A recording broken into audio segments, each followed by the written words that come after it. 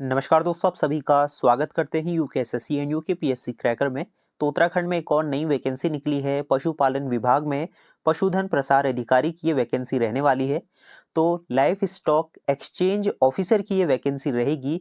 तो क्या क्वालिफिकेशन है और सबसे इम्पोर्टेंट जो रहेगा, सिलेबस में काफ़ी बड़ा चेंजेस किया गया है। तो किस तरीके से आपको प्रिपरेशन करनी चाहिए सिलेबस में, और अपने जो टॉपिक हैं वो किस तरीके से चूज़ करने चाहिए, कहाँ से आपको तैयारी करनी है और कितने लेवल तक का आपको पढ़ना पड़ेगा, ग्रेजुएशन लेवल का या फिर 12th पास का आपको पढ़ना पड़ेगा, इसके बारे में हम डिस्कस करेंगे। तो ये वैकेंसी जो है निकल चुकी है, इसका डिटेल नोटिफिकेशन हमने ऑलरेडी आपको बता दिया है। तो जो है आपको कमेंट बॉक्स में मिल जाएगा डिटेल वीडियो। और फॉर्म भरना जो है शुरू हो जाएंगे 13 मई से। तो इसकी वीडियो भी आपको मिल जाएगी, फॉर्म कैसे भरना है, फॉर्म भरते समय कौन सी गलतियां आपको नहीं करनी है, तो वो सारी जानकारी आपको मिल जाएगी। तो उसके लिए चैनल को मेक श्योर सब्सक्राइब कर सकते हैं। तो यहाँ पे आपको जो है वैकेंसी देखने को मिलेगी, 120 पोस्टों पर ये नोटिफिकेशन निकाला गया है। लेवल 6 की वैकेंसी है। और अभी तो हम मेनली जो है सिलेबस पर बात करेंगे, तो ये हम ऑलरेडी डिस्कस कर चुके हैं।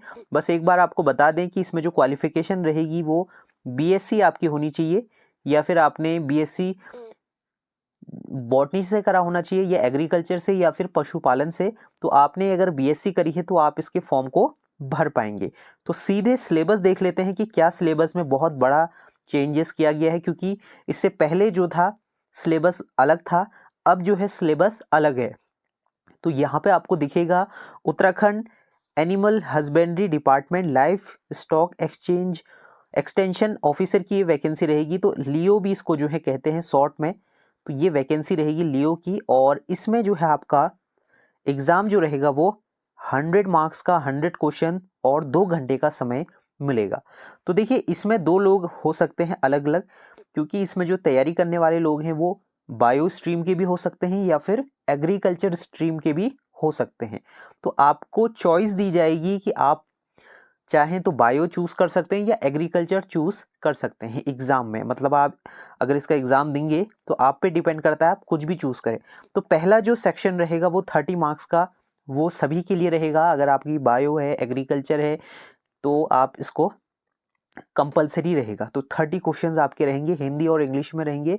तो इंग्लिश में भी डिस्कस करेंगे। अभी हिंदी वालों के लिए आप देख सकते हैं हिंदी में क्या क्या टॉपिक रहने वाले हैं। तो 30 क्वेश्चन आपको यहाँ से मिलेंगे। लेकिन जो 70% का जो वेटेज रहेगा वो आपको ऑप्शनल मिलेगा। देखिए, ऑप्शनल ये रहने वाला है 70%, जिसमें कि बॉटनी, जूलॉजी और बॉटनी दोनों आपको देखने को मिलेगी। तो यहाँ पे जूलॉजी भी आप देख सकते हैं और बॉटनी भी आप देख सकते हैं। तो यहाँ पे टोटल आपको देखने को मिलेगा जूलॉजी और बॉटनी। तो इसमें जो है 10 यूनिट्स आपको मिलेगी जूलॉजी और बॉटनी को मिला के। और ये जो सिलेबस अगर आप देखेंगे तो ये पूरा ग्रेजुएशन लेवल का है, बीएससी लेवल का ये सिलेबस रहेगा। तो यहाँ पे आप देख सकते हैं सारी जो यूनिट्स हैं वो आपको दिख जाएंगी। लेकिन अगर हम इसको इंग्लिश में देखें वो किस तरीके से रहेगी वो हम आगे देखेंगे। तो हिंदी वालों के लिए आप देख सकते हैं किस तरीके से ये यूनिट्स होंगी। और इसके बाद आ जाता है आपका 70% जो रहेगा वो कृषि या पशुपालन। तो आपको ऑप्शनल दिया जाएगा, या तो आप बायो स्ट्रीम चूज कर लें या फिर एग्रीकल्चर स्ट्रीम चूज कर लें, क्योंकि ये सी भाग है। या तो आप सी चूज कर लें या बी कर लें। तो इसमें अगर आप कृषि वाला चूज करते हैं, पशुपालन वाला चूज करते हैं, तो 70% आपका यहाँ से आएगा। तो इसमें सारी चीज़ें आ जाएंगी आपका एग्रीकल्चर से रिलेटेड। उत्तराखंड में एग्रीकल्चर के बारे में सारा आपको देखने को मिलेगा, और फसलों के बारे में, आर्थिक व्यवस्था, बागवानी के महत्व। तो ये रहेगा आपका एग्रीकल्चर और आपका एनिमल हस्बेंड्री के टॉपिक। तो ये आपको चूज़ करना है तभी, अगर आप चाहते हैं बायो ना लेके एग्रीकल्चर फील्ड के हैं तो आप चूज़ कर सकते हैं। ठीक है, तो एक बार इंग्लिश में देखते हैं, इंग्लिश में ज़्यादा समझ में आता है। देखिए, part A is compulsory for all, B and C section optional and the candidates has attempt any one. तो अगर आप बायो के हैं या एग्रीकल्चर के हैं, लेकिन आप चाहते हैं कि हमें बायो से ही करना है 70%, तो आप कर सकते हैं। ऐसा कोई क्राइटेरिया नहीं है कि आपकी बीएससी जेडबीसी से थी तो आप चाहें तो एग्रीकल्चर भी चूज़ कर सकते हैं, या चाहें तो बॉटनी जूलॉजी भी चूज़ कर सकते हैं। तो एग्रीकल्चर वाले बॉटनी, क्योंकि एग्रीकल्चर जो आपके बायो वाले हैं, बॉटनी वाले हैं, उनको वेटेज मिलेगा। वेटेज क्यों मिलेगा? क्योंकि जो पार्ट ए है वो पूरा पूरा आपका बायोलॉजी से रिलेटेड है। क्योंकि इसमें आपको देखिए सेल बायोलॉजी दिख जाएगी, टेक्सोनॉमी दिख जाएगी, इसके साथ ही morphology and anatomy of different parts of flowers दिख जाएगा, plant physiology, sexual reproduction in flowering plants, और पॉल्यूशन। तो ये आपको सभी के लिए रहने वाला है पार्ट ए, जो कि रहेगा 30% का। ठीक है, इसके बाद पार्ट बी जो रहेगा ये ऑप्शनल रहेगा, या तो पार्ट बी करो या सी करो। तो पार्ट बी अगर आप करते हैं तो इसमें आपके 70 मार्क्स आएंगे, जिसमें कि आपका इवोल्यूशन का हो गया, एडेप्टेशन हो गया, इसके साथ ही साइटोलॉजी आपकी देखने को आपको मिलेगी यूनिट 2 में। देन आपका जो है ये यूनिट 2 हो गई, यूनिट 3 होगी टेक्सोनॉमी। तो इसमें सारे आपके viruses, bacteria, fungi, algae, bryophyta, pteridophyta, gymnosperm, angiosperm, सब आपको यहाँ पे मिल जाएंगे। इसके साथ ही पार्ट जो आपका यूनिट रहेगी 5th, नॉन कॉर्डेटा। इसके साथ ही आपको सारे जितने भी आपके प्लेटीहेल्मिन्थीज हो गया, आपका अर्थपोड्स हो गए, तो ये सारे आपको देखने को मिलेंगे। इसके साथ ही 6th पार्ट जो रहेगा general characteristic and underline classification of Chordata, तो ये आपको मिल जाएंगे यूनिट 6 में। इसके साथ ही यूनिट 7 आपका metabolism, skeleton system, digestive system, ये सारे आपके यूनिट 7th हो गई। ठीक है, ये यूनिट 7th हो गई बायो वालों के लिए। इसके साथ ही आपका unit 8th embryology, animal behaviour, economic botany, economic zoology, ये आपके टॉपिक रहेंगे। इसके साथ आती है आपकी 9वीं यूनिट बायो केमिकल साइकिल, जो रहती है आपकी इकोसिस्टम से रिलेटेड, पॉल्यूशन से रिलेटेड, पॉपुलेशन से रिलेटेड, बायोडाइवर्सिटी हो गया, पॉल्यूशन हो गया, ये आपकी हो गई 9th यूनिट। और ये लास्ट यूनिट होगी आपकी बायोटेक्नोलॉजी। तो यहाँ पे भी आप देख सकते हैं ये टोटल आपके बायो वालों के लिए रहेगा। अब नेक्स्ट आपका एनिमल हस्बेंड्री और एग्रीकल्चर, तो ये रहेगा 70 मार्क्स का। तो ये ऑप्शनल है, या तो आप पार्ट सी करो या बी करो। ठीक है, ये पार्ट सी रहने वाला है। तो इसमें एग्रीकल्चर से रिलेटेड आपको पूरा दिख जाएगा, क्रॉप्स के बारे में आ जाएगा आपका, इसके साथ ही हॉर्टिकल्चर से रिलेटेड आपका पूरा आ जाएगा, और सॉइल से रिलेटेड पूरा क्लासिफिकेशन डीप में पूछा गया है। नेक्स्ट आपका प्लांट डिजीजेस के बारे में आपको मिल जाएगा, मेंडल लॉज, हेरिडिटी के बारे में आपको मिल जाएगा। नेक्स्ट यूनिट है आपकी प्लांट सेल के बारे में आपको पूरा देखने को मिलेगा। इसके साथ ही role of livestock in national level में क्या रहता है, और उत्तराखंड से काफ़ी अच्छे क्वेश्चन आएंगे। तो उत्तराखंड तो आपको बहुत ही अच्छे से देखना है, जो कि पशुपालन विभाग से रिलेटेड रहेगा। सारे रिकॉर्ड्स आपको पता होने चाहिए, उत्तराखंड में कौन कौन सी स्कीमें अभी चल रही हैं, मतलब जो पशुपालन विभाग में जो स्कीमें चलती हैं वो पता होनी चाहिए, कृषि विभाग में जो स्कीमें चल रही हैं वो भी पता होनी चाहिए। और एग्रीकल्चर इकोनॉमिक्स से क्वेश्चंस आपको मिलेंगे। 9th आपका आएगा स्टेटस, जो आपका रहेगा source and farming power working principle के बारे में 9th यूनिट आएगा। और 10th यूनिट आपका जो रहेगा मीन मीडियम मोड के बारे में आ जाएगा आपका। और जो आपके अलग अलग जो आपके टॉपिक्स रहेंगे एग्रीकल्चर से रिलेटेड, मतलब जो एडवांसमेंट हुए हैं, कंप्यूटर का किस तरीके से यूज़ हो सकता है, ई एग्रीकल्चर क्या होता है, कंप्यूटर मॉडल इन एग्रीकल्चर, तो ये सारे टॉपिक आपको मिलेंगे। तो ये जो है आपको तैयारी किस तरीके से करनी है, सबसे पहले बात कर लेते हैं बायो वालों के लिए। तो बायो वालों को जो है यहाँ पे, ये तो पार्ट ए तो सभी के लिए है।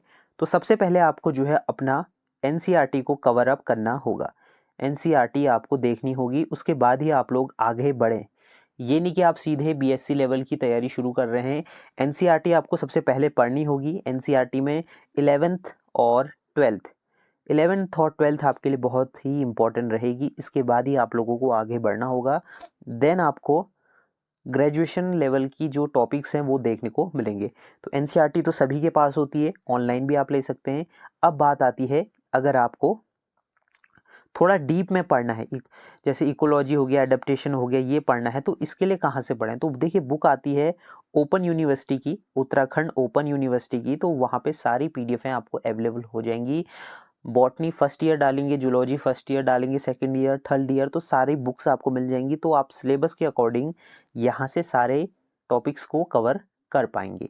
ठीक है, इसके साथ ही ये सारे टॉपिक आपको मिल जाएंगे, वहाँ पे सारा डिटेल पर मिल जाएगा, बहुत ही ब्रीफ मिल जाएगा, तो वो आप देख सकते हैं।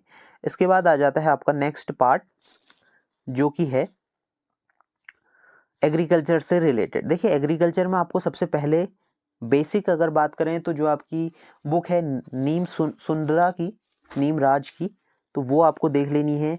जो बुक है नीम रासुंदरा की, तो वो बुक देख लेनी है।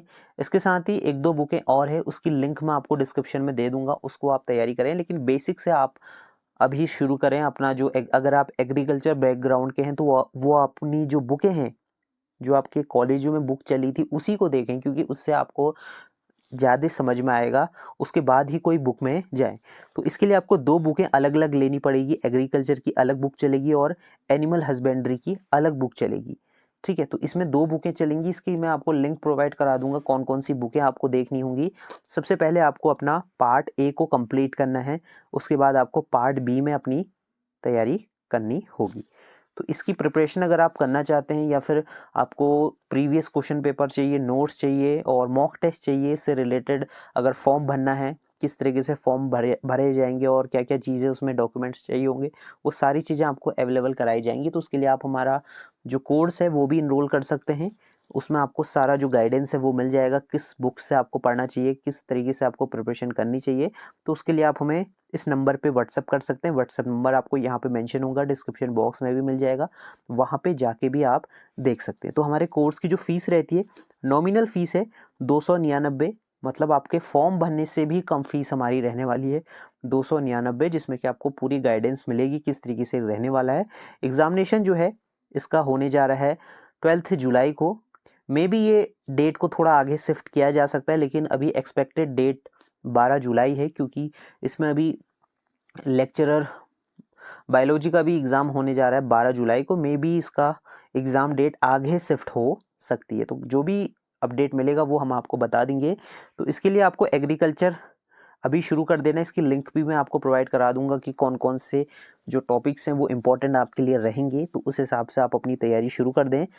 सबसे पहले आपको सिलेबस को रीड करना है पूरा अच्छे से, उसके बाद आपको अपनी बुक चूज़ करनी है, उसी तरीके से आपको अपनी तैयारी शुरू करनी है।